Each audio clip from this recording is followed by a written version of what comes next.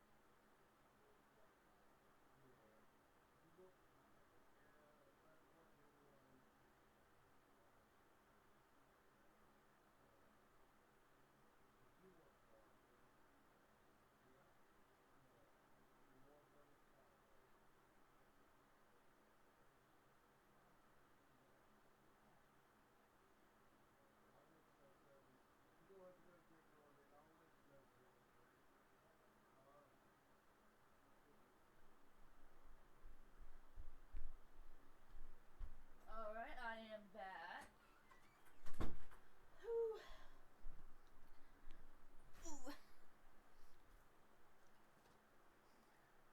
My Faja owed me some monies. So he came in and got me that, and I have to go to work tomorrow, so.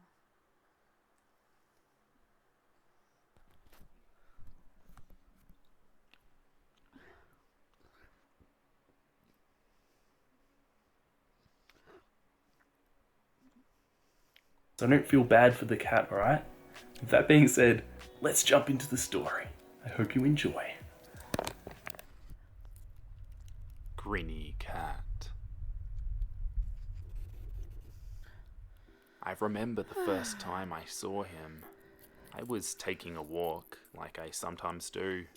I was never scared to go out at night. My neighbourhood never had any crime any bigger than shoplifting or speeding. I was taking a walk through a local park and had just sat down on a bench underneath a lamppost when this dark black cat walked out in front of me. I thought I heard him purring, and he didn't seem like he was going to hurt me, so I reached out and started to pet him. He meowed and made cute noises and purred. He began to purr louder and brush up against my leg, as cats sometimes do. He opened his mouth, not to meow, but he showed me his teeth like he was smiling for just a second. Then he closed it. Something made a rustle in a bush up ahead, and he bolted off. It was getting pretty late, so I started to walk home.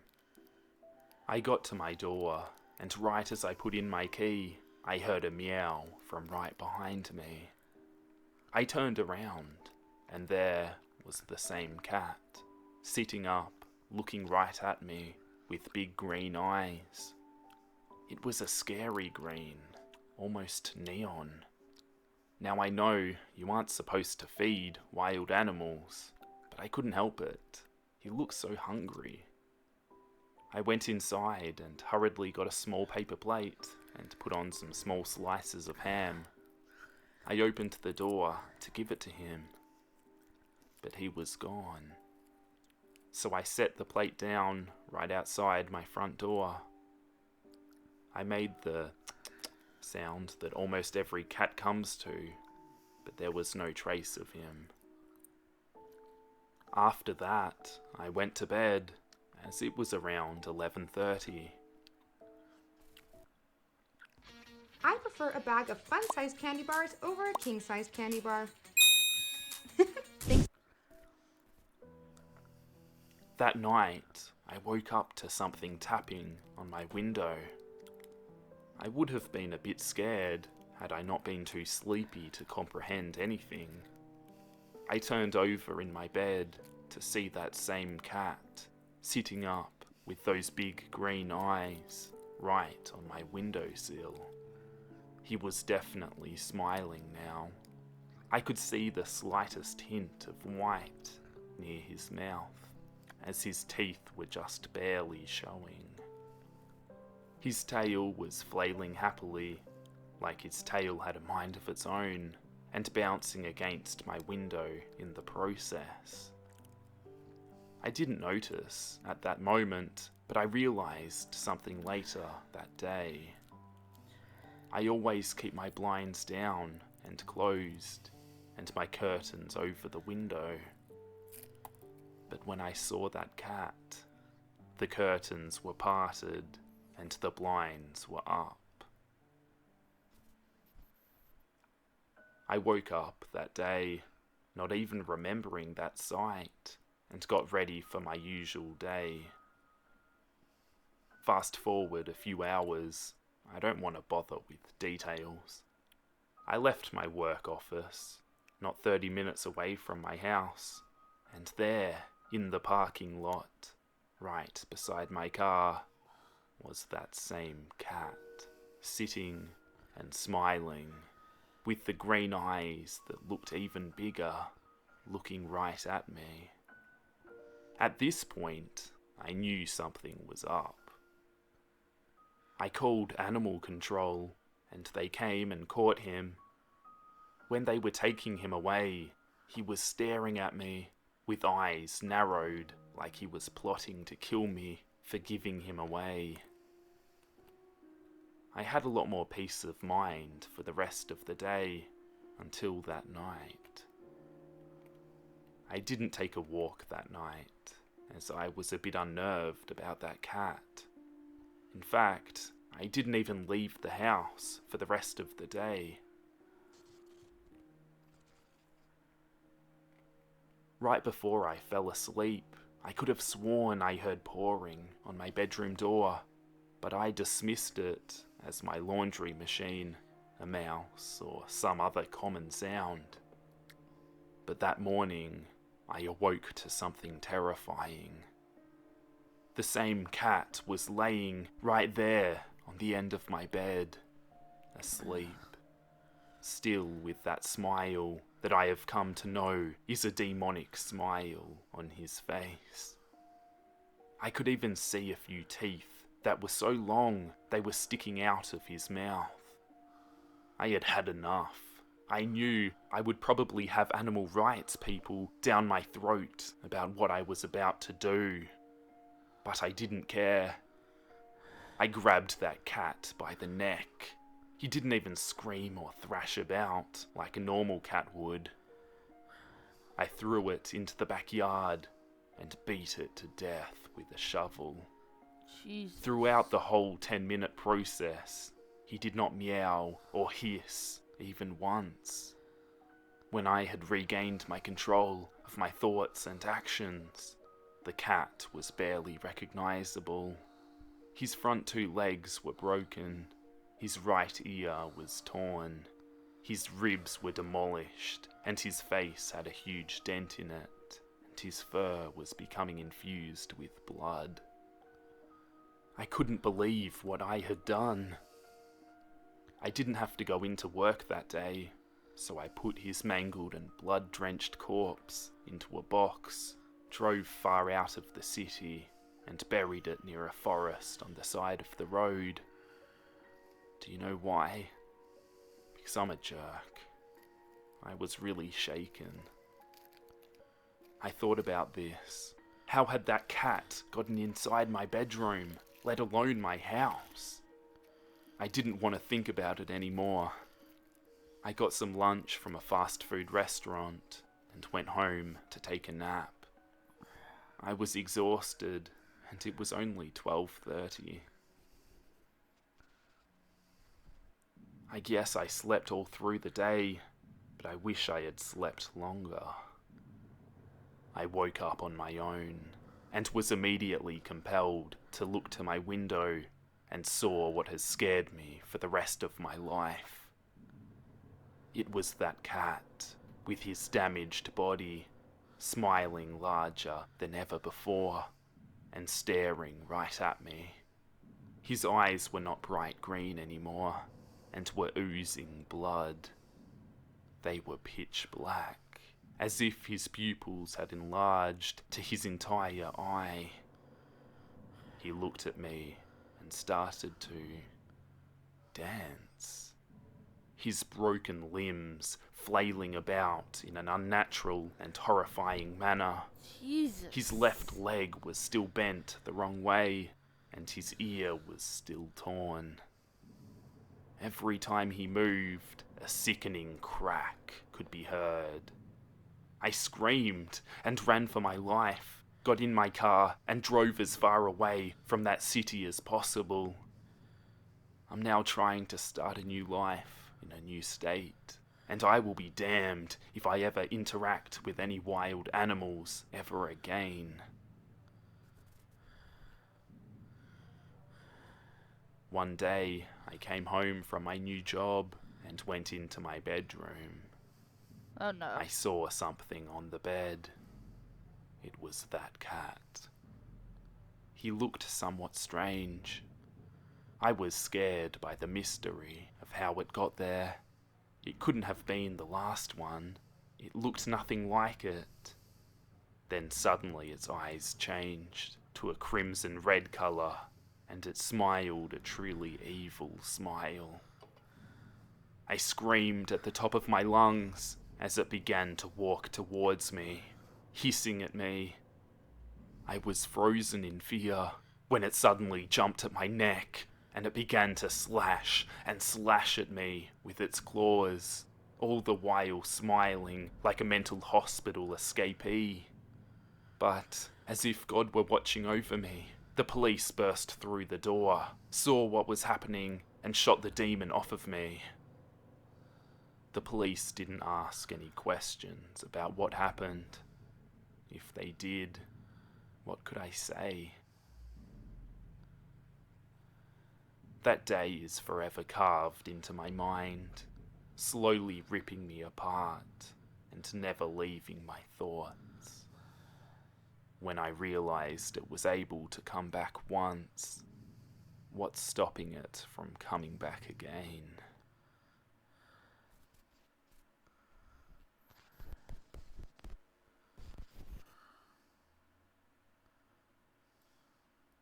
Ew.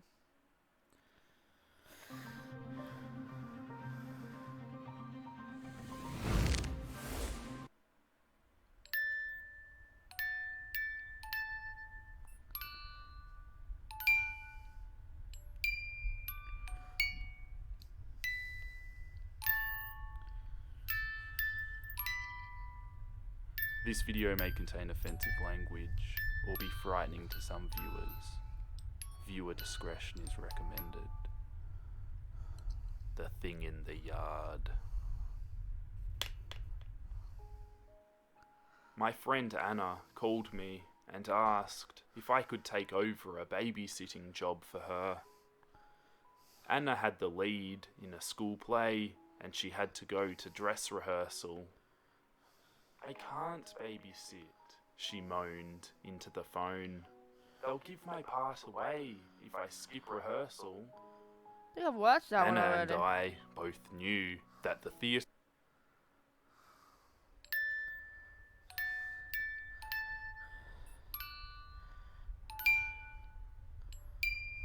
Thomas the Tank Engine.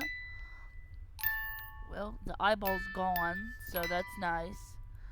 This video may contain offensive language or be frightening to Or some demons, viewers. you know. We may contain demons. Viewer discretion is recommended. So, you know.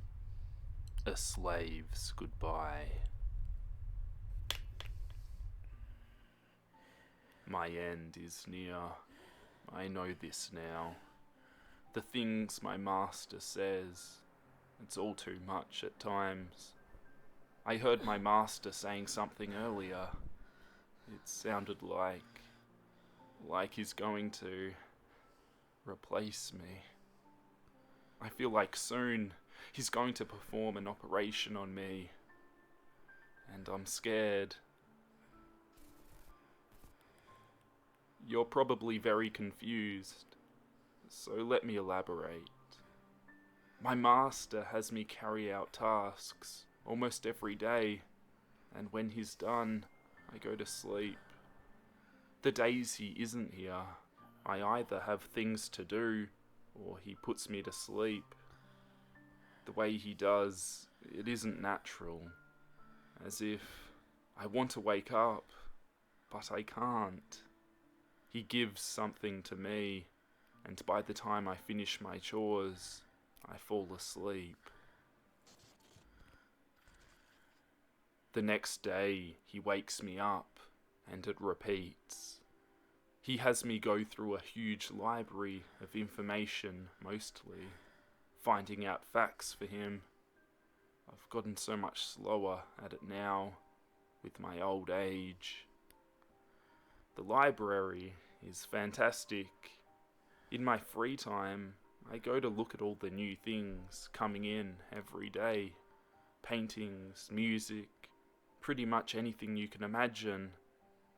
When I look through them, he makes me show them to him. They are simply amazing. Lots of things that I can do. Oftentimes, he has me show things to him. I describe what it is as best I can. He likes to have me tell scary stories to him, and of course, I oblige. He plays games with me sometimes. Some are easy, and some I struggle with until he changes a few rules to make it easier. Sometimes I have to act out scenes like a play. It can be difficult if I have to make it look more lifelike, but it's not always challenging. A few times he had me paint over a few pictures to his liking. It's not hard, but I can take a while depending what he wants. With age, though, I have come to see I can't keep up with some demands, and I have trouble with some of the new things. The games get harder, plays are more strenuous, and I get lost while trying to look through all the things in the library. I see some of the newer slaves run by other masters, and I envy them. They are so young and have so much more vitality. They can handle doing more things at once and showing off to their masters. I know my master sees this too. I think he wants one. He gets more frustrated at me by the day, and he seems to be waiting for more money to buy another slave. I can tell he's going to replace me soon. He has me look through the library and examine all of the other slaves, and I can tell he's picking a new one out. He doesn't think I have feelings, but I do, and I feel hurt. He came back today with another slave. He has me writing all of my knowledge onto another book. He finishes with that and gives it to his other slave to read. I hear his last command, to play the tune I always do when I go to sleep, one last time. And as I feel myself finishing the tune and drifting off, I show him my last message. Windows is shutting down. Take care of your skin, my guy. It's not even that hard. I know most guys don't really care about skincare that much, even though they should be. Upgrades and limits. Electrons excite me. Perhaps that is why I took so readily to computers. By the age of 13, I had cobbled together my first computer from the odd bits left over from the old computers of friends and family. The rush of creation and experimentation that I felt that day has never been matched. But my experiments are getting closer to recapturing that glory.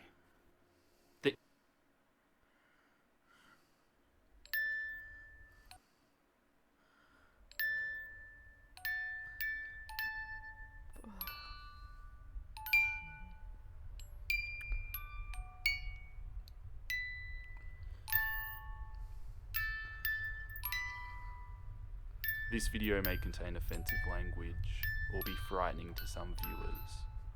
Viewer discretion is recommended.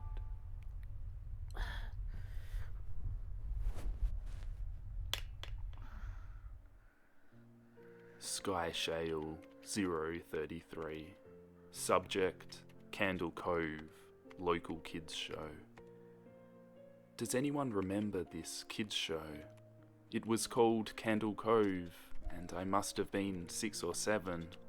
I never found reference to it anywhere, so I think it was on a local station around 1971 or 1972. I lived in Ironton at the time. I don't remember which station, but I do remember it was on at a weird time, like 4 p.m. Mike_Painter 65. Subject, RE, Candle Cove local kids show. It seems really familiar to me.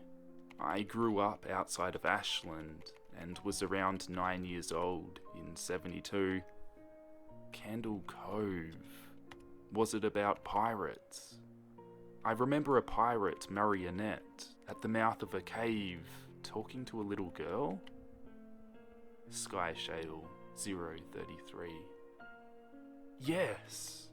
Okay, I'm not crazy. I remember Pirate Percy. I was always kind of scared of him. He looked like he was built from parts of other dolls. Real low budget. His head was an odd porcelain baby doll. Looked like an antique that didn't belong on the body. I don't remember what station it was. I don't think it was WTSF though. Jaren_2005. Subject, RE Candle Cove local kids show. Sorry to resurrect this old thread, but I know exactly what you mean, Sky Shale. I think Candle Cove only ran for a couple of months in 71, not 72. I was 12 and I watched it a few times with my brother. It was Channel 58, whatever station that was. My mum would let me switch to it after the news. Let me see what I remember. It took place in Candle Cove, and it was about a little girl who imagined herself to be friends with pirates. The pirate ship was called the Laughing Stock, and Pirate Percy wasn't a very good pirate because he got scared too easily. And there was calliope music constantly playing. I don't remember the girl's name. Janice or Jade or something. I think it was Janice. Looking for the most delicious gift on the planet? Earth to Snackers! There's a whole... Sky Shale 033. Subject, RE, Candle Cove local kids show. Thank you, Jaren. Memories flooded back when you mentioned the Laughing Stock and Channel 58. I remember the bow of the ship was a wooden smiling face, with the lower jaw submerged. It looked like it was swallowing the sea, and it had that awful Edwine voice and laugh. I especially remember how jarring it was when they switched from the wooden/plastic model to the foam puppet version of the head that talked. Mike _ Painter 65. Subject RE Candle Cove Local Kids Show. Haha, I remember that too. Winky face. Do you remember this part, Sky Shale? You have to go inside. Sky Shale 033. Ugh, Mike, I got a chill reading that. Yes, I remember. That's what the ship always told Percy when there was a spooky place he had to go in, like a cave or a dark room where the treasure was. And the camera would push in on Laughingstock's face with each pause. You have to go inside. His two eyes askew, and that flopping foam jaw, and the fishing line that opened and closed it. Ugh, it looked so cheap and awful. You guys remember the villain? He had a face that was just a handlebar mustache above really tall, narrow teeth. Kevin _ Hart.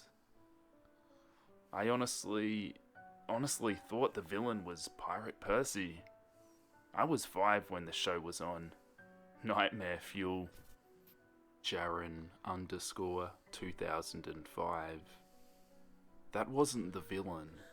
The puppet with the mustache. That was the villain's sidekick. Horace Horrible. He had that monocle too, but it was on top of the mustache. I used to think it meant he only had one eye. But yeah, the villain was another marionette. The Skin Taker. I can't believe they let us watch that back then. Kevin _ Hart. Jesus H. Christ. The Skin Taker? What kind of kids show were we watching? I seriously could not look at the screen when the Skin Taker showed up. He just descended out of nowhere on his strings. Just a dirty skeleton wearing that brown top hat and cape. And his glass eyes that were too big for his skull? Christ almighty. Sky Shale 033. Wasn't his top hat and cloak all sewn up crazily? Was that supposed to be children's skin? Mike _ Painter 65. Yeah, I think so. I remember his mouth didn't open and close. His jaw just slid back and forth. I remember the little girl said, "Why does your mouth move like that?" And the Skin Taker didn't look at the girl, but at the camera and said, "To grind your skin."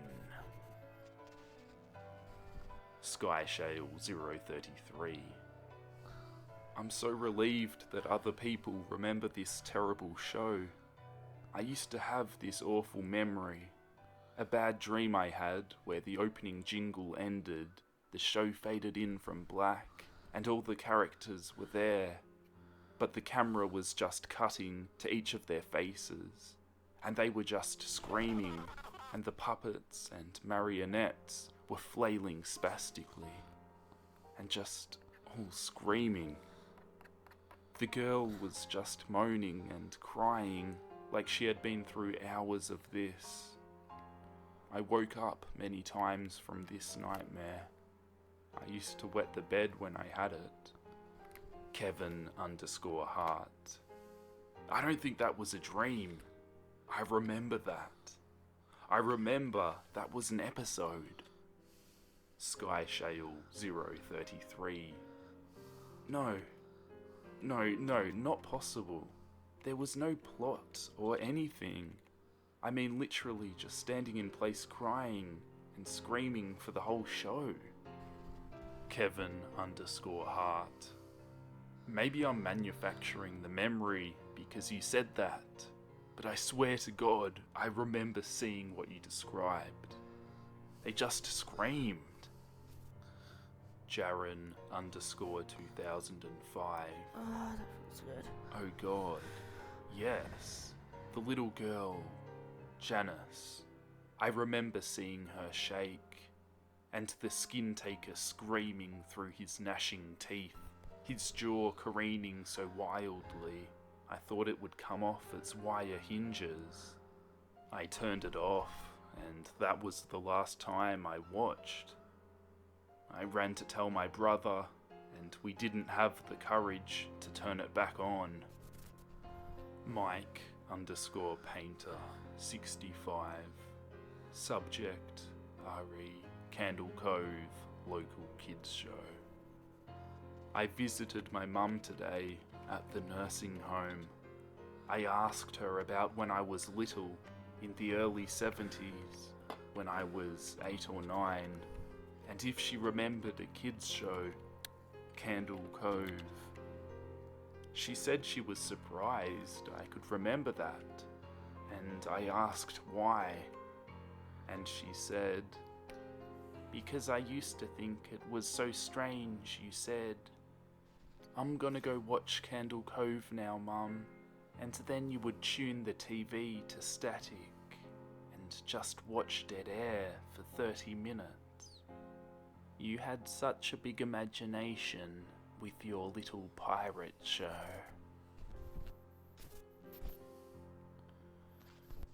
Oh, that's creepy.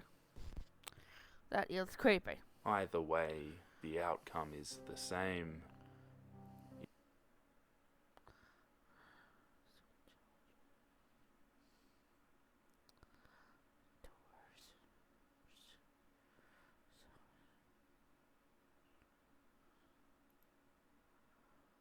Let's make a deal, okay? How about this? If you come out from behind your screens, I'll come out from behind mine. Deal? Okay, let's do this thing. This show, how did we get here? It's going to be a journey through my life, from the start of my life to whatever the fuck this is. Hello, all you beautiful people out there. My name is Jacksepticeye.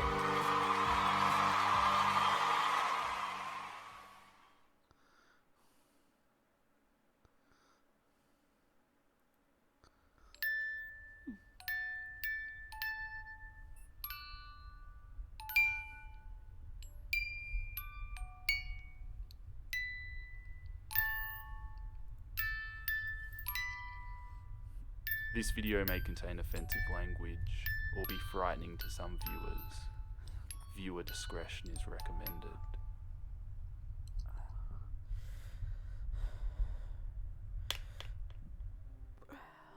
4:23 a.m. I didn't imagine it. I'm not insane. My vision may have been distorted as a result of my excessive alcohol consumption, but I know what I saw. I know that it was real. I've been sitting in a bath full of cold water for the past hour to try to shake the feeling of being covered in blood. Her blood. 5 hours earlier. It must have been about 11 when I stumbled through the front door. Perhaps stumbled is an understatement. I quite literally collapsed from how mentally exhausted I was, and all I wanted to do was sleep. It had been exactly 6 months since Hannah went missing, and despite my efforts to distract myself, Hello? I knew that it would take more than several Hello? vodka shots and the burning sensation they left in my throat to stop me from thinking about her. Hannah is my younger sister. She's an introverted yet somewhat jittery 16-year-old that always looks unsettled, which is why I don't believe that she ran away. No, she was kidnapped. The last person that saw Hannah on the night of her disappearance was her friend as she was leaving the party that she was at. Until I walked into my kitchen and saw her sitting on the floor tonight. Hannah? I sputtered as I rubbed my eyes, trying to adjust my sight to the dark room. No response. She was sitting on the floor with her back against the fridge, hugging her knees into her chest. Without hesitation, I slammed my fist against the light switch to illuminate the room. But before I could run towards her, there were 3 loud bangs against the window. I looked up to see my sister, Hannah, on the other side of the glass. Although her voice was muffled, the terror-stricken expression on her face, which was covered in smudged makeup, made it clear what she was saying. In between sobs, she was telling me to get out. I switched my attention to the girl who sat on my floor, who was now staring at me.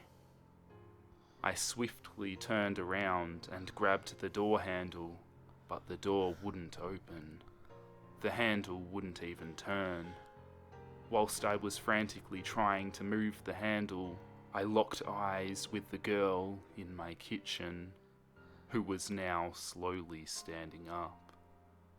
She wore the same baggy, faded pink sweater that Hannah always wore. However, it was ripped and soaked with blood, which was causing the material to cling to her petite frame. I glanced over to the window, but Hannah was no longer there.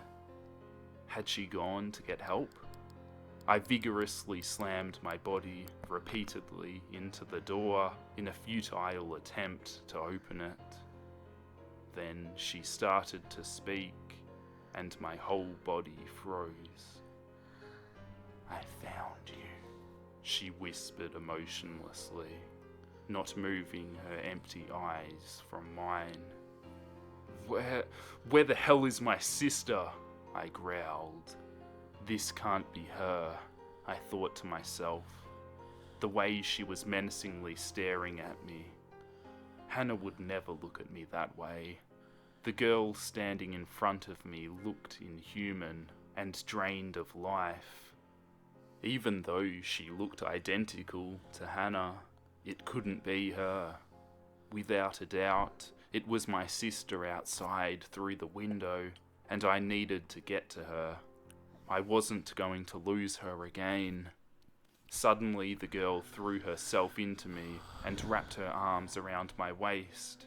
I yelled as I thrust my body forwards, but she just squeezed me even harder. Mindlessly, I kneed her in the stomach, reached for the kettle, and swung it around her head. As she fell to the ground, the door burst open from behind me. It was Hannah. She clung onto my arm and cried, whilst I stood in stunned silence, staring at the unconscious girl on the floor, who was now surrounded by a pool of blood. It must have been about 2 minutes that I stood there, but Hannah's chillingly cold hands, which were gripped so tightly onto my arm, made it feel like I was standing there for hours. As cold as she was, her fingertips burnt my skin. Suddenly she let go and walked towards the girl. She still hadn't moved an inch. Hannah pressed her fingers into the girl's neck to check her pulse. She waited for a few seconds and then looked up at me, shaking her head. Had I killed her? No. She was bleeding. She would have bled out anyway. I knew that I had to do something about this, but I had to sort out Hannah first. I decided that I should put her to bed and that we would talk about everything in the morning. I didn't want to overwhelm her, so I washed her face, tucked her into my bed, and decided that I needed to have a bath to take it all in. And you're just gonna leave her body. 4:23 a.m. I was covered in the blood of that girl, and my stomach churned at the thought of her lifeless body on my kitchen floor. She couldn't have been human. Even the way she walked made her look monstrous. Hannah hadn't spoken to me at all whilst I was putting her to bed, which really worried me. All she did was stare blankly at me. Come to think of it, I swear that she didn't even blink. She must have been through a lot for the past 6 months. All I need to do is concentrate on keeping her safe. I stepped out of the bath, still feeling dazed. As much as I didn't want to deal with the dead body in my kitchen, I knew that I had to before Hannah wakes up. Hold on! Agony who? Dark spots where? Look at me! I could. I slowly crept downstairs as the floorboards creaked beneath my feet. I stood outside the kitchen door. Why was I afraid to go in? My throat felt sore, as if I had swallowed razor blades. I gulped and pushed open the door. Gone. Everything was gone, and my kitchen had returned.